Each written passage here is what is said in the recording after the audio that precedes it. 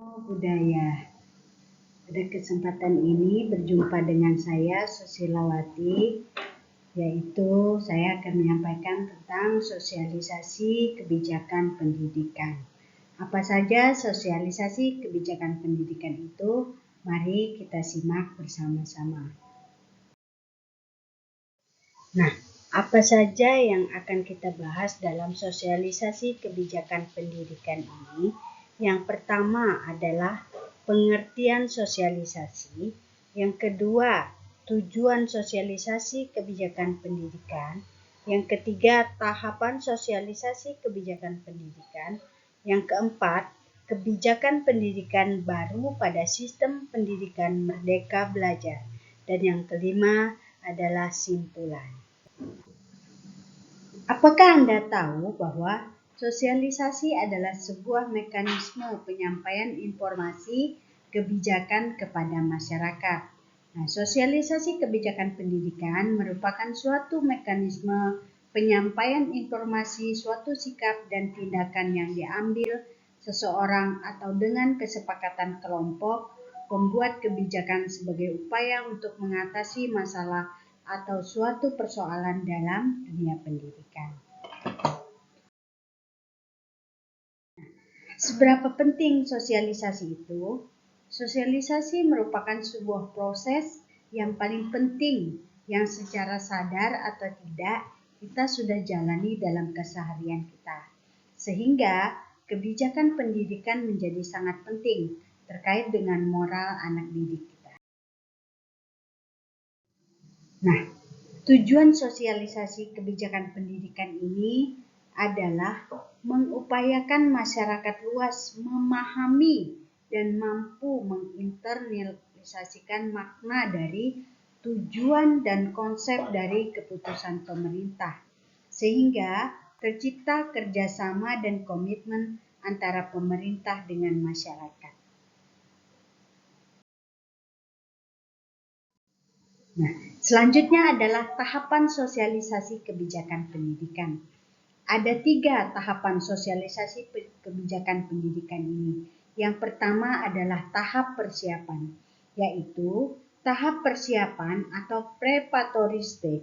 Tahap ini dipersiapkan sejak rencana kebijakan pendidikan digulirkan. Nah, seorang pimpinan mempersiapkan draft aturan, regulasi, maupun produk kebijakan yang akan dihasilkan. Nah, tentu kita juga sebagai masyarakat menyiapkan diri itu dengan kebijakan yang akan ditetapkan itu. Yang kedua adalah tahap meniru. Tahap meniru ini dicirikan dengan semakin membaiknya masyarakat mengikuti kebijakan yang telah ditetapkan, itu termasuk menyesuaikan peran-peran yang akan dilaksanakan. Nah, pada tahap meniru ini mulai terbentuk kesadaran mengenai kebijakan baru itu. Nah, masyarakat mulai menyadari tentang apa yang dilakukan seorang pimpinan dan apa yang diharapkan dari kebijakan itu.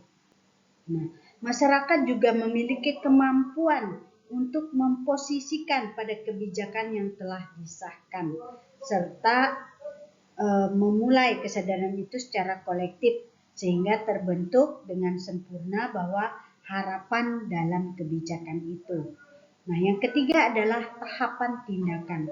Tahapan tindakan ini itu yang secara langsung ya kita bisa terapkan dalam pribadi kita maupun itu sudah membudaya yang kita laksanakan dengan penuh kesadaran. Nah, ada 10 kebijakan pendidikan yang telah disahkan oleh Menteri Pendidikan, yaitu tentang kebijakan pendidikan baru pada sistem pendidikan Merdeka Belajar. Yang pertama itu adalah kolaborasi, yaitu menerapkan kolaborasi dan pembinaan antar sekolah, baik itu sekolah SD, SMP, SMA, ataupun informal ya, termasuk TK. Nah, yang kedua adalah kualitas, meningkatkan kualitas guru dan kepala sekolah, yaitu wajib. Lalu pendidikan juga. Yang ketiga, membangun platform pendidikan nasional berbasis teknologi. Dan yang keempat yaitu tentang kurikulum, itu kita memperbaiki kurikulum nasional, pedagogik, dan penilaian. Nah, yang kelima adalah pemerintah, yaitu meningkatkan kolaborasi dengan pemerintah daerah untuk memastikan distribusi yang merata. Yang keenam adalah membangun, yaitu membangun sekolah atau lingkungan belajar masa depan kita. Yang ketujuh itu mengenai insentif. Nah, memberikan insentif atas kontribusi dan kolaborasi pihak swasta di bidang pendidikan. Nah, ini penting juga ya. Lalu ada otonomi, yang itu yang kedelapan, mendorong kepemilikan industri dan otonomi pendidikan vokasi. Lalu yang kesembilan adalah pendidikan tinggi, yaitu membentuk perguruan tinggi atau pendidikan tinggi di tahap-tahap kelas dunia. Nah, yang ke-10 adalah mekanisme, yaitu menyederhanakan mekanisme akreditasi dan memberikan otonomi lebih. Lalu, di mana kita bisa mendapatkan kebijakan pendidikan itu? Kebijakan pendidikan yang sudah dirumuskan itu dapat disosialisasikan dengan menggunakan berbagai media, baik itu berupa media komunikasi seperti poster, leaflet, brosur, atau dari spanduk, baliho, maupun media elektronik seperti misalnya kayak compact disc atau DVD ya. Media sosial sekarang sudah banyak ya, seperti YouTube misalnya, Facebook ya, Instagram dan lain-lain. Itu banyak sekali, internet, radio dan televisi. Dari situlah kita bisa melihat kebijakan-kebijakan pendidikan yang telah dirumuskan disosialisasikan dengan baik. Ya, mungkin itu yang bisa dapat saya sampaikan. Semoga bermanfaat tentang sosialisasi kebijakan pendidikan ini. Lain waktu kita bisa berjumpa lagi. Semoga ini dapat bermanfaat dengan baik. Terima kasih.